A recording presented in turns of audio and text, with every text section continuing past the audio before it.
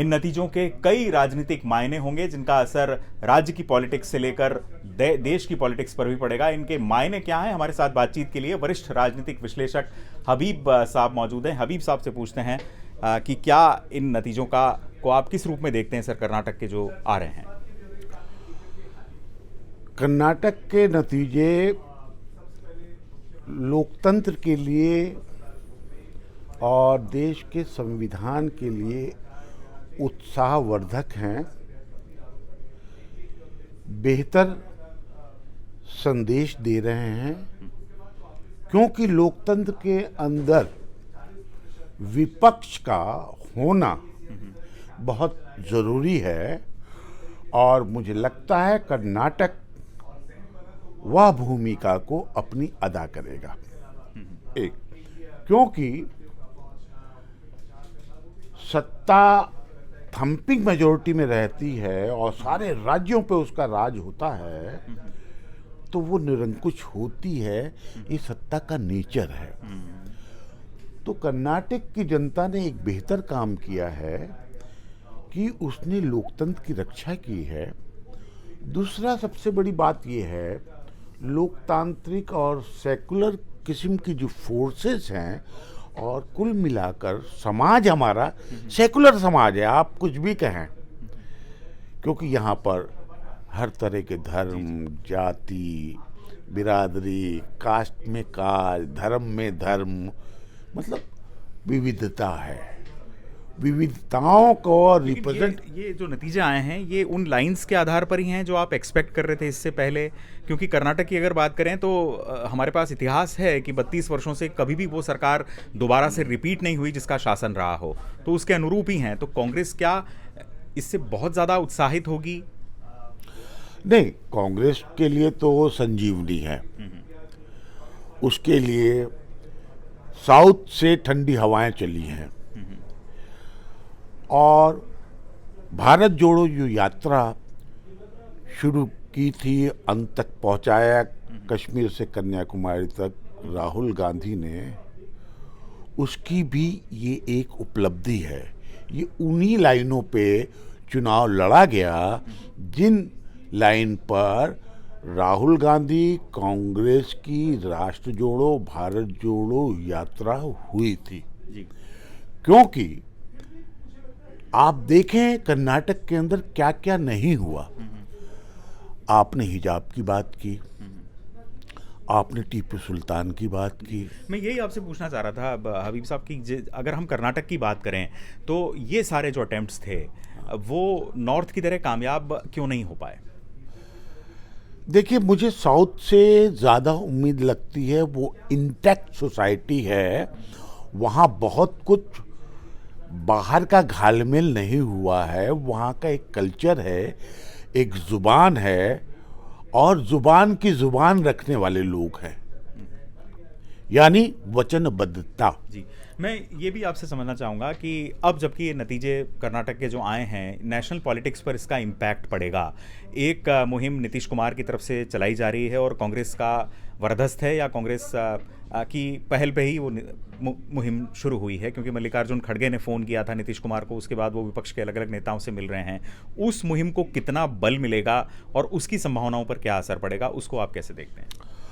और निश्चित रूप से जो कुछ लोग ऐसा माहौल बना रहे थे कि कांग्रेस को कुछ इग्नोर करके या कुछ कमतर करके इस गठबंधन में रखा जाए, और क्लेम ममता बनर्जी का अलग, नीतीश कुमार का अलग, या इसी तरह से कुछ और लोगों का क्लेम बनाने की जो कोशिश थी, वो कोशिश अब कमज़ोर होगी।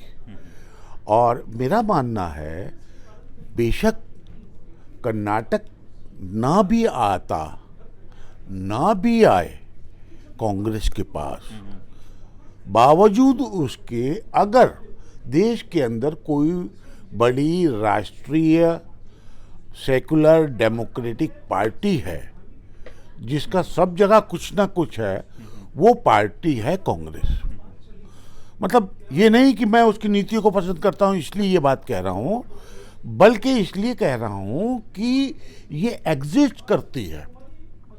सब जगह पर, चाहे कम हो या ज़्यादा हो, यूपी में जो भी हाल है उसके बावजूद ये एग्जिस्ट करती है, ये अलग बात आप है। ये कह रहे हैं कि जो फ्रंट बनाने की जो मुहिम है हाँ। उसमें प्राण फूकेंगे इस कर्नाटक के। हाँ हाँ, बिल्कुल प्राण फूकेगा, और कांग्रेस को नोबडी कैन, मतलब उसे छोड़ नहीं सकते। आप ये कह रहे हैं कि हाँ, कांग्रेस मुक्त ignore नहीं कर भारत, सकते। कांग्रेस मुक्त भारत का जो नारा दिया जा रहा था नहीं, वो वो तो उसके demolish लिए है। झटका। कांग्रेस मुक्त वाली बात जो है वो तो ऑलरेडी डिमोलिश हो चुकी, क्योंकि लेकिन क्या उस तरह की लामबंदी हो पाएगी कांग्रेस के पक्ष में? क्योंकि नीतीश कुमार अभी नवीन पटनायक से मिले थे, तो नवीन पटनायक तो खैर काफी न्यूट्रल किस्म के व्यक्ति हैं, लेकिन उससे पहले जब अखिलेश यादव से भी उन्होंने मुलाकात की थी तो ये कहा था कि मतलब अखिलेश यादव ने कहा कि मैं कांग्रेस को स्पेस क्यों दूं उत्तर प्रदेश में। तो किस तरह से ये तालमेल बन नहीं, आप पाएगा? देखिए ना, अखिलेश का निकाय चुनाव में क्या हाल हुआ है, तीसरे नंबर पे हैं, बहुत सारी जगह पे चौथे नंबर पे हैं। निकाय के अध्यक्षों का मेयर के चुनाव में जो हालत है, जो नतीजे आ रहे हैं या जितने आ चुके हैं, उसमें वो तीसरे चौथे नंबर पे हैं। तो उन्हें ये बात समझनी पड़ेगी कि वो अपने प्रदेश में ही, जहां उनके पिताश्री और वो मुख्यमंत्री रहे, इतने सालों तक रहे, राज किया, बावजूद उसके वो इस स्थिति में पहुंचे हैं अकेले होने की वजह से। मैं आपसे एक और पूछना चाहूँगा हबीब अख्तर साहब कि अब जबकि नतीजे हमारे सामने हैं और कुछ और विधानसभा के अहम चुनाव होने हैं महत्वपूर्ण, मध्य प्रदेश है, राजस्थान है, उन पर इम्पैक्ट और बीजेपी के नज़रिए से 2024 का मिशन, इन पर क्या फ़र्क पड़ेगा? इन पे देखिए दो तरह से असर पड़ेगा। एक तो ये कि गठबंधन जल्दी से जल्दी मजबूती के हालत में जाएगा, एक। दूसरी बात यह है कि साउथ में जिस तरह से पांव पसारने की बीजेपी की कोशिशें थीं, उस पे बैरिकेड लगा है। अब ये बैरिकेड को तोड़ पाएगी बीजेपी, और जो जीता है वो 24 के दृष्टिकोण से नरेंद्र मोदी की सरकार और प्रधानमंत्री नरेंद्र मोदी के लिए कोई लेसन्स आप पाते हैं इसमें?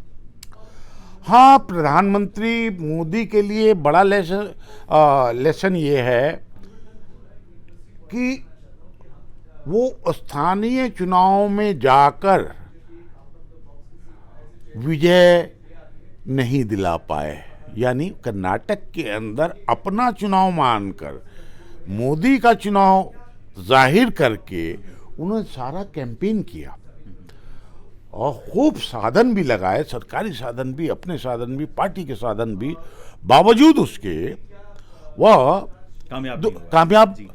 यानी बात बिल्कुल स्पष्ट है कि जेडीएस को जो नुकसान हुआ है इन विधानसभा के चुनाव में, उसका फायदा कांग्रेस को कहीं ना कहीं से मिला है। जेडीएस के कमजोर होने का फायदा कांग्रेस को मिला है, और निश्चित रूप से ये बीजेपी के लिए एक चुनौती जरूर पेश करता है अगर 2024 के मिशन की अगर बात करें। बहुत शुक्रिया हबीब अख्तर साहब हमारे साथ जुड़ने के लिए और ये सारी बातचीत करने के लिए। आप बने रहिए चुनाव आज तक पर।